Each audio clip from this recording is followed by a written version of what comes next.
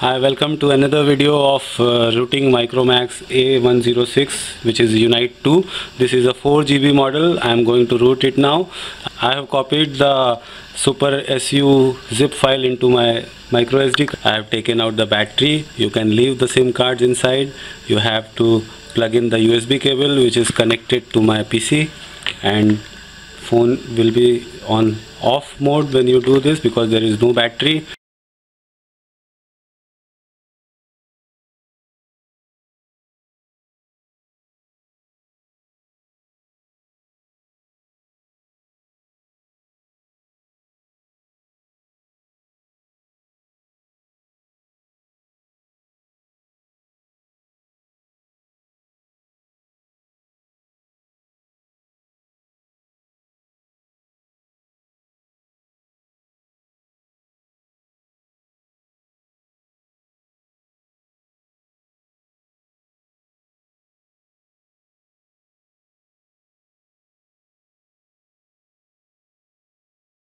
Now there is one problem, that this recovery will be installed inverted. This is because there is no recovery made exclusively for Unite 2, and you have to deal with this for the time being. You will press the volume rocker key and go to install zip from SD card.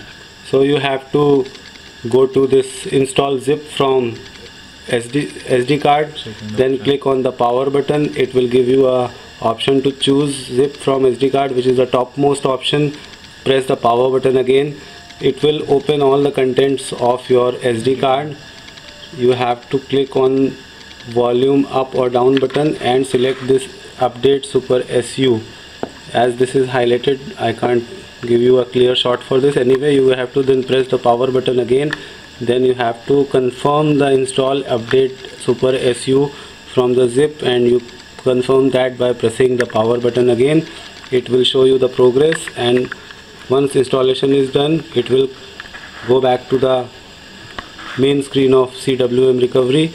You have to then click on the bottom option, which is go back. You have to go to the main screen, and I always, whenever I flash a phone or whenever I do rooting, I always wipe cache option and wipe the cache. This will give you least of the problems. Once cache is wiped, you have to go to,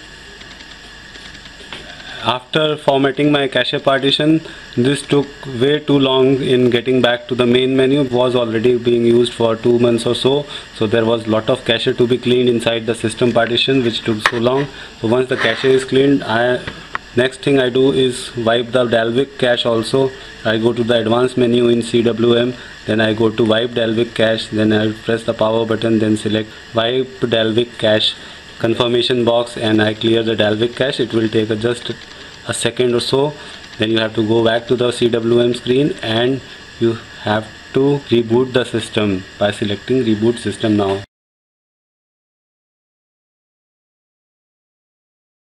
And this video was courtesy whose phone got rooted today, and he's very happy to get root access to his new Android phone.